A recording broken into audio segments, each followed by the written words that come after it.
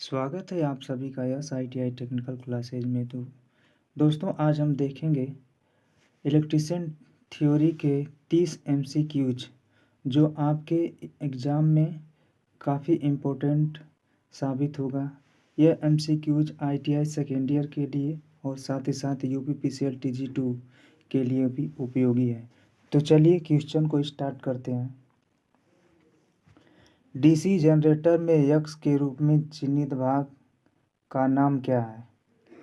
Armature है, brush है, commutator razor है या कम्यूटेटर खंड है। तो फ्रेंड्स, जो आप देख रहे हैं इसे हम कम्यूटेटर रेजर के नाम से जानते हैं।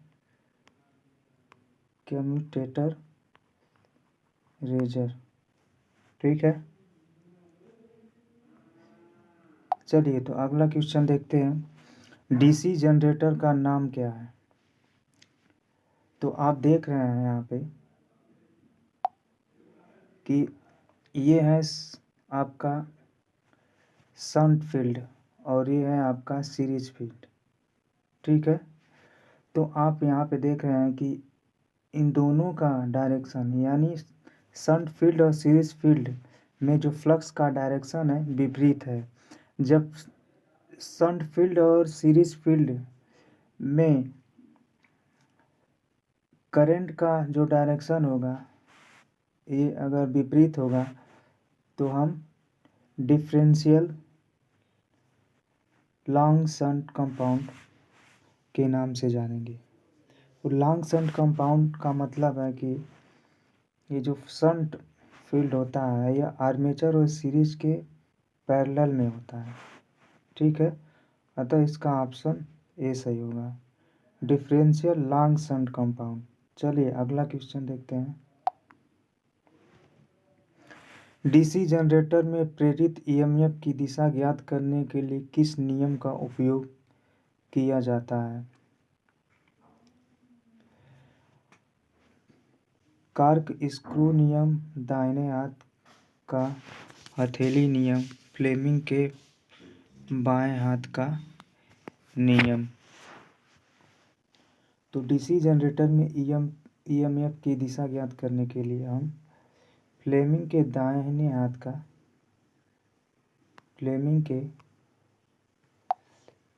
दाहिने हाथ के नियम का हम लोग यूज करते हैं। दाहिने हाथ के नियम में जो बीच वाली अंगुली होती है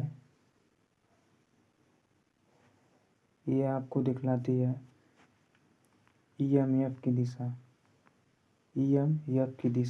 ठीक है। चलिए अगला क्वेश्चन देखते हैं। उत्पन्न ईएमएफ की गणना करने के लिए किस सूत्र का उपयोग किया जाता है? तो जनरेटर में क्या होता है कि इसमें ईएमएफ जनरेट होता है, ठीक है। तो E बराबर होता है V प्लस IA होता है, ठीक है। और एक और सूत्र होता है ईएमएफ बराबर P5ZN अपान 60A। तो इसका सही आंसर हो जाएगा P5ZN अपान 60A, यानी थर्ड सही होगा, सी नंबर। अगला क्वेश्चन देखते हैं। ईएमएफ की गणना करने का सूत्र क्या है एक डीसी मोटर में? तो डीसी मोटर में क्या होता है, सप्लाई हम देते हैं। डीसी मोटर में डीसी सप्लाई देते हैं, ठीक है। डीसी सप्लाई देने का मतलब हो गया कि V बराबर बैक ईएमएफ प्लस IaRa होता है, ठीक है। तो यहाँ आप देख रहे हैं कि D सही होगा। बैक ईएमएफ बराबर D नहीं सही होगा। बैक ईएमएफ बराबर V माइनस IaRa होगा, सी नंबर सही होगा। इसका सी आंसर सही होगा। चलिए क्वेश्चन अगला देखते हैं। डीसी जनरेटर में यक्स के रूप में चिह्नित भाग का नाम क्या है? ध्रुव की नोक, ध्रुव कुंडली, पोल कोर या पोल सूच?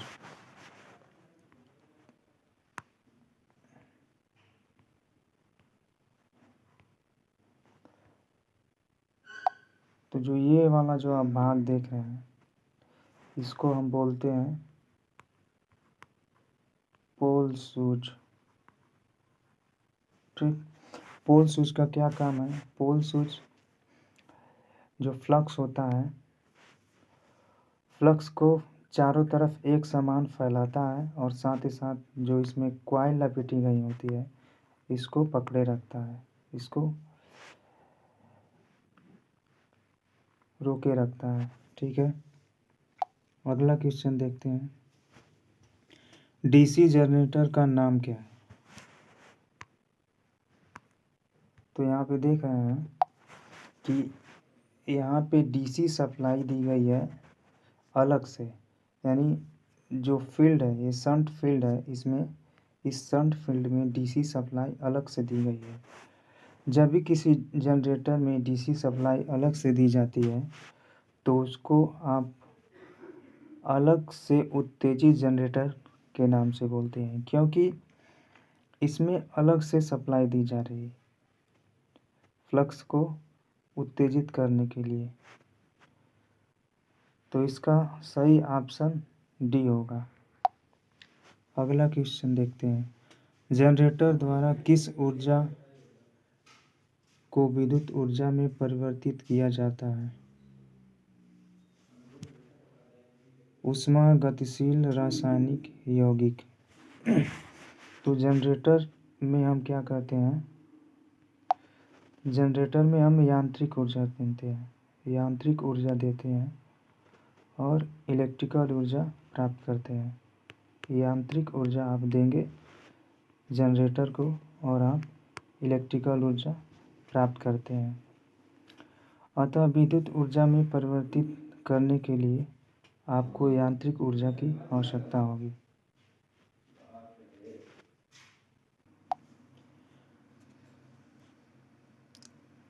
डीसी जनरेटर फील्ड का नाम क्या है? दोस्तों, डीसी जनरेटर में यहाँ पे देख रहे हैं दो फील्ड है।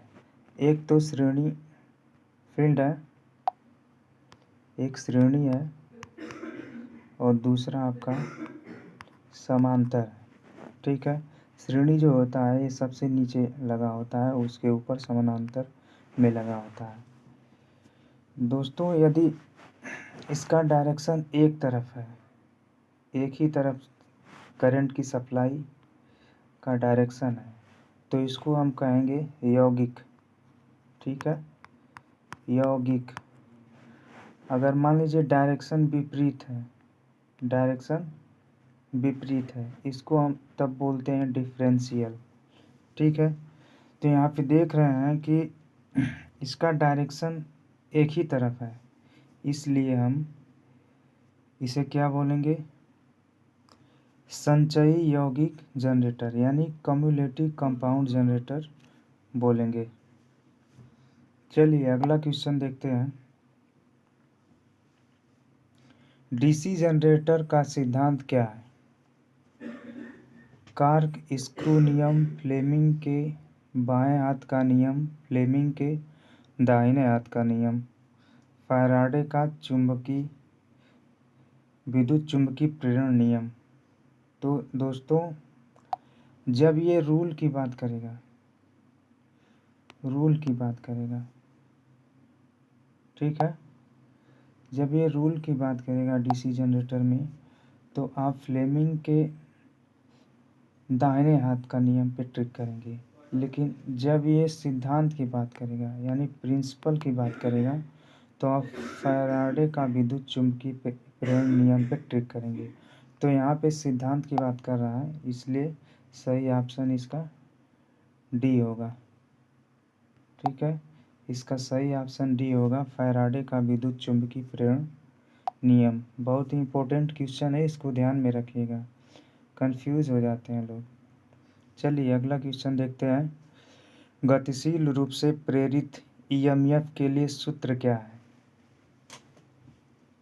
ठीक है, मान लीजिए कोई या चुंबकीय फ्लक्स है, और इसमें कोई कंडक्टर रखा हुआ है। ठीक है, तो अगर ये कोण, अगर आप क्षैतिज से अगर आप कोण ले रहे हैं थीटा को, तो जब आप क्षैतिज से कोण लेते हैं तो साइन लिखते हैं। ठीक है, अगर मान लीजिए वर्टिकल से आप ले रहे हैं, वर्टिकल से आप ये एंगल ले रहे हैं तो आप कॉस लिखते हैं। ठीक है, तो हम यहाँ पे क्षैतिज से ये एंगल ले रहे हैं। ठीक है, और यह गतिशील रूप से प्रेरित ईएमएफ के लिए सूत्र पूछा है। तो गतिशील रूप से प्रेरित ईएमएफ के लिए जो सूत्र होता है,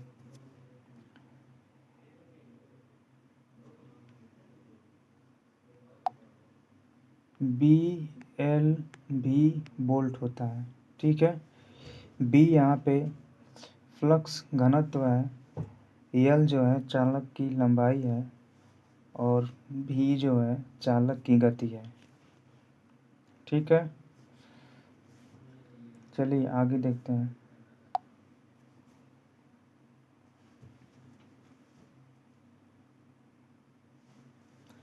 चुंबकीय क्षेत्र की दिशा ज्ञात करने के लिए किस नियम का उपयोग किया जाता है?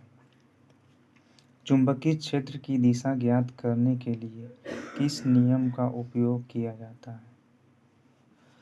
तो स्क्रू कार्क नियम जो होता है,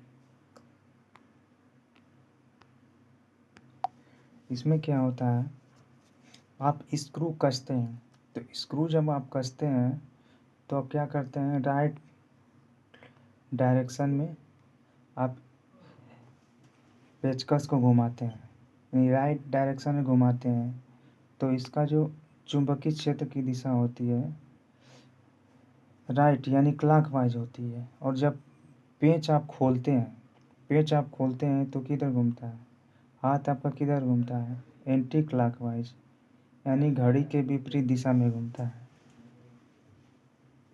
ठीक है, तो इसमें जो आपका फ्लक्स का जो डायरेक्शन होगा ये एंटी क्लॉकवाइज होगा। ठीक है, तो चुंबकीय क्षेत्र की दिशा अगर ज्ञात करना है,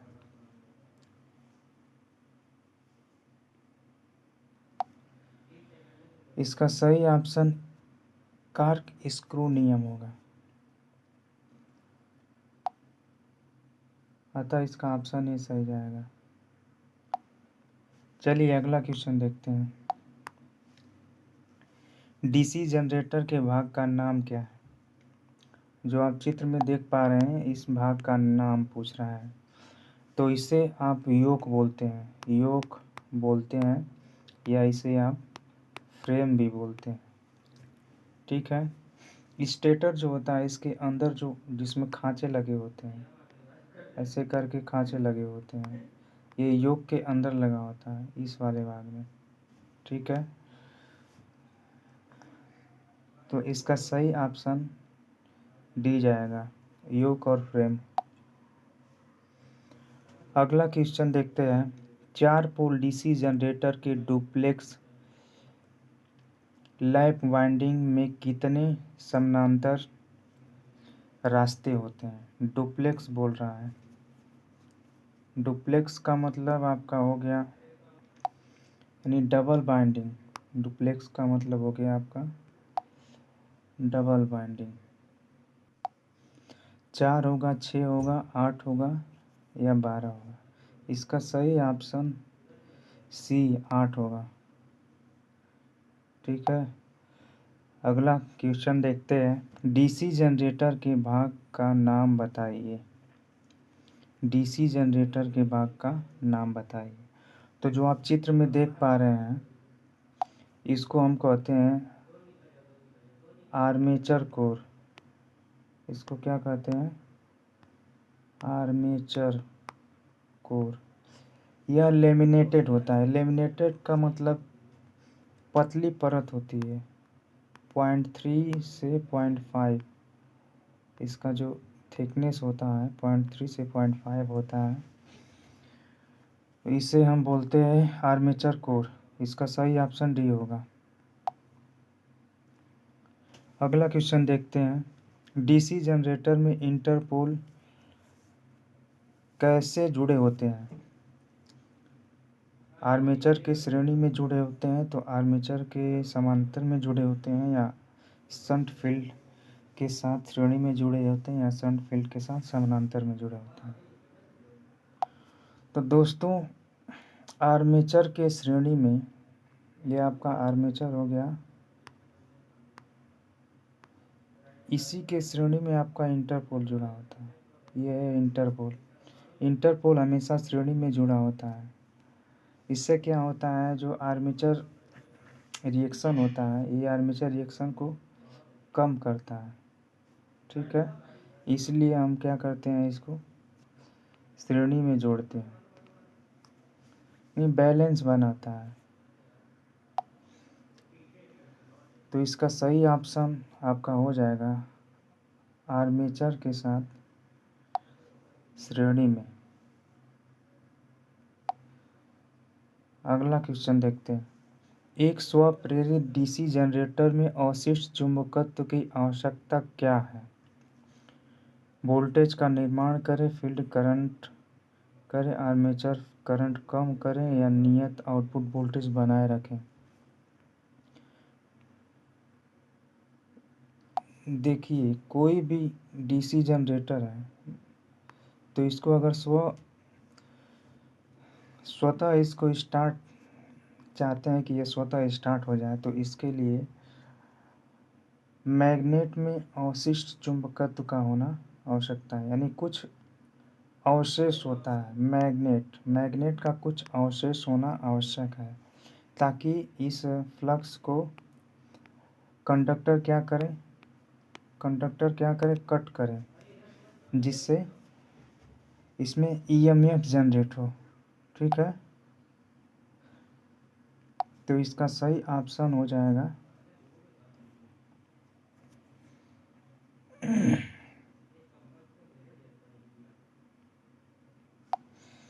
बी, वोल्टेज का निर्माण करने के लिए। इसका सही ऑप्शन वोल्टेज का निर्माण करने के लिए। अगला क्वेश्चन देखते हैं। डीसी मशीन में वे कौन से दो बिंदु हैं जो ब्रश संपर्क प्रतिरोध को मापते हैं? ठीक है, तो ये ब्रश और कम्यूटेटर के बीच का जो प्रतिरोध होता है, ये ब्रश संपर्क प्रतिरोध को मापता है। ठीक है, तो इसका सही ऑप्शन क्या होगा? सी हो जाएगा, ब्रश और कम्यूटेटर के बीच का प्रतिरोध। अगला क्वेश्चन देखते हैं। किस वोल्टेज ड्रॉप को यक्स के रूप में चिह्नित किया गया है? तो ये जो आप देख रहे हैं यक्स के रूप में, यह चिह्नित किया गया है, ये वाली जो दूरी, इसको हम बोलते हैं आर्मेचर रिएक्शन। ये आर्मेचर रिएक्शन के कारण IA ड्रॉप हो जाता है। यही ड्रॉप ये दिखलाया गया है यक्स से। ठीक है, तो इसका सही ऑप्शन हो जाएगा बी, आर्मेचर वोल्टेज ड्रॉप। अगला क्वेश्चन देखते हैं। कंपाउंड जनरेटर का नाम क्या है यदि शंट फील्ड आर्मेचर के साथ श्रेणी में जुड़ा है? लॉन्ग शंट कंपाउंड, संचयी यौगिक, विभेदी यौगिक, लघु शंट यौगिक। तो अगर ये आर्मेचर के साथ श्रेणी में जुड़ा है,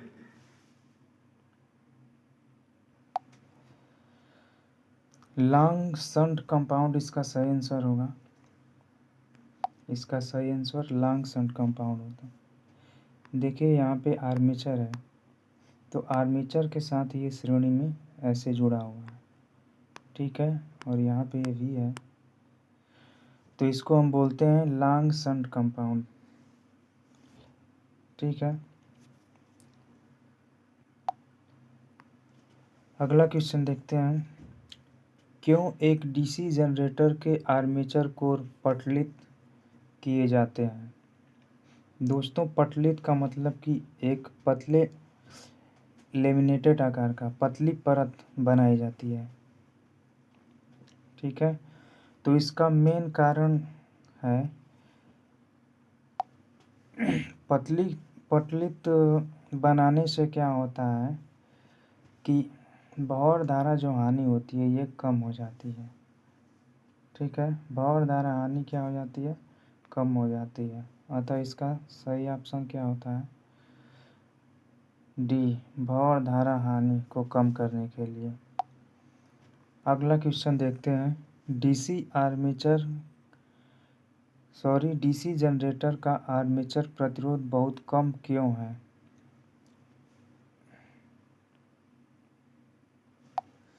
तो दोस्तों, इसलिए कम रखा जाता है कि ताकि आउटपुट पे जो वोल्टेज मिले वो ज़्यादा से ज़्यादा मिले तथा आर्मेचर वोल्टेज ड्रॉप क्या हो? कम हो। ठीक है, तो इसका ऑप्शन बी होगा, आर्मेचर वोल्टेज ड्रॉप कम करने के लिए। अगला क्वेश्चन देखते हैं, डीसी जनरेटर को घड़ी की दिशा में क्यों चलाना चाहिए? देखिए, अगर डीसी जनरेटर को आप घड़ी की दिशा में अगर चलाते हैं तो क्या होता है, घड़ी की दिशा में अगर आप चलाते हैं तो जो अवशिष्ट चुंबकत्व होता है वो बना रहता है। अगर मान लीजिए इसको विपरीत दिशा में चलाते हैं तो अवशिष्ट चुंबकत्व क्या हो जाता है? नष्ट हो जाता है। इसलिए हम इसको क्लॉकवाइज दिशा में रखते हैं। ठीक है, अतः इसका ऑप्शन बी सही होगा। चलिए अगला क्वेश्चन देखते हैं, बड़े डीसी जनरेटर में घुमावदार क्षतिपूर्ति क्यों प्रदान की जाती है? तो दोस्तों, इसलिए ये कंपनसेटिंग वाइंडिंग इसलिए करी जाती है ताकि जो कम्यूटेशन प्रभाव है, ये कम्यूटेशन प्रभाव नहीं, जो आर्मेचर रिएक्शन है इसको कम किया जा सके। ठीक है, आर्मेचर रिएक्शन कम किया जा सके इसलिए इसका उपयोग किया जाता है। ठीक है, तो ये होता है आर्मेचर रिएक्शन को कम करने के लिए, आर्मेचर रिएक्शन कम करने के लिए एक क्रॉस मैग्नेटिक चुंबकत्व को भी कम करता है। ठीक है, चलिए अगला क्वेश्चन देखते हैं, डीसी जनरेटर के वोल्टेज का निर्माण करने में विफल होने का क्या कारण है? ढीले ब्रश संयोजन, आर्मेचर प्रतिरोध अधिक है, फील्ड प्रतिरोध क्रांतिक प्रतिरोध से ऊपर है, प्राइम मूवर रेटेड गति से ऊपर है। तो इसका सही ऑप्शन सी होगा। फील्ड प्रतिरोध क्रांतिक प्रतिरोध से ऊपर है। कभी भी जो फील्ड का प्रतिरोध होता है वो क्रांतिक प्रतिरोध से नीचे ही रहता है, क्रांतिक प्रतिरोध से नीचे रहता है। एक ये मानक प्रतिरोध होता है, इस मानक प्रतिरोध को क्रांतिक प्रतिरोध कहते हैं। इससे नीचे ही आपका फील्ड प्रतिरोध होना चाहिए जिससे कि आपका वोल्टेज निर्माण होता रहे। अगर ज़्यादा हो जाएगा तो वोल्टेज का निर्माण नहीं हो पाएगा, विफल हो जाएगा।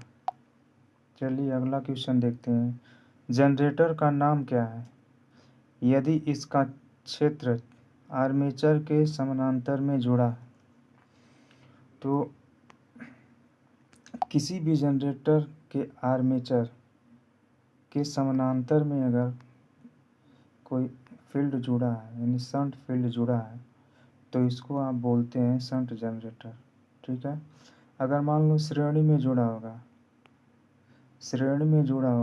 तो इसको आप श्रेणी जनरेटर बोलेंगे।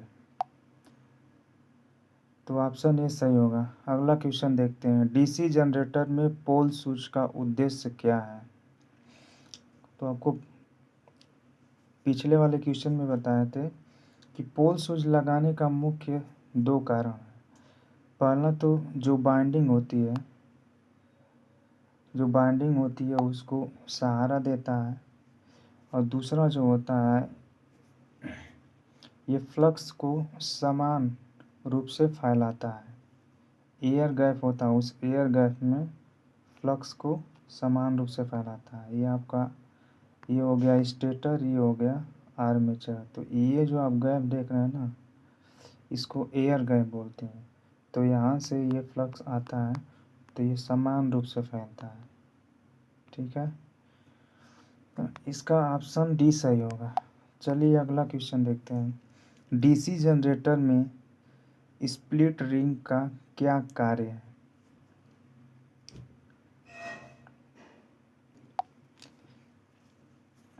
स्प्लिट का मतलब होता है एक रिंग होता है, मान लीजिए ऐसे रिंग है, तो इसको आप कई भागों में बांट देना, इसको स्प्लिट बोलते हैं। ठीक है, इसको क्या बोलते हैं? स्प्लिट बोलते हैं।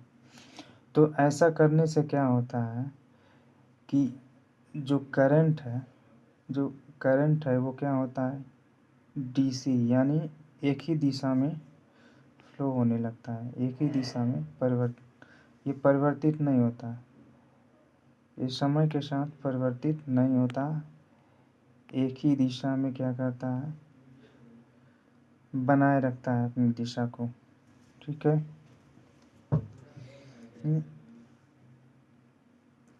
तो इसका सही ऑप्शन क्या होगा? इसका सही ऑप्शन आपका बी होगा इसका सही ऑप्शन। एक ही दिशा में धारा को बनाए रखता है, बी इसका सही ऑप्शन होगा। अगला क्वेश्चन देखते हैं। जनरेटर में ब्रश बनाने के लिए किस सामग्री का उपयोग किया जाता है?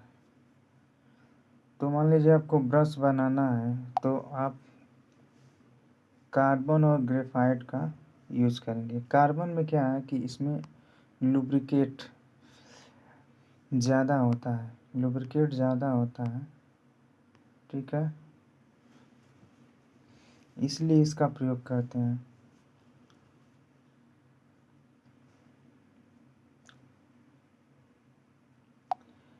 चलिए अगला क्वेश्चन देखते हैं, ये लास्ट क्वेश्चन है।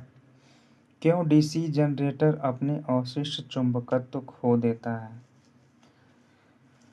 तो अवशिष्ट चुंबकत्व खोने का मतलब यही है कि अवशिष्ट चुंबकत्व तभी खोता है जब मान लीजिए किसी मशीन को आप ज़्यादा दिन तक रखें, ऐसे ही उसका यूज नहीं है, तो उसका अवशिष्ट चुंबकत्व खत्म हो जाता है। समझ रहे हैं ना?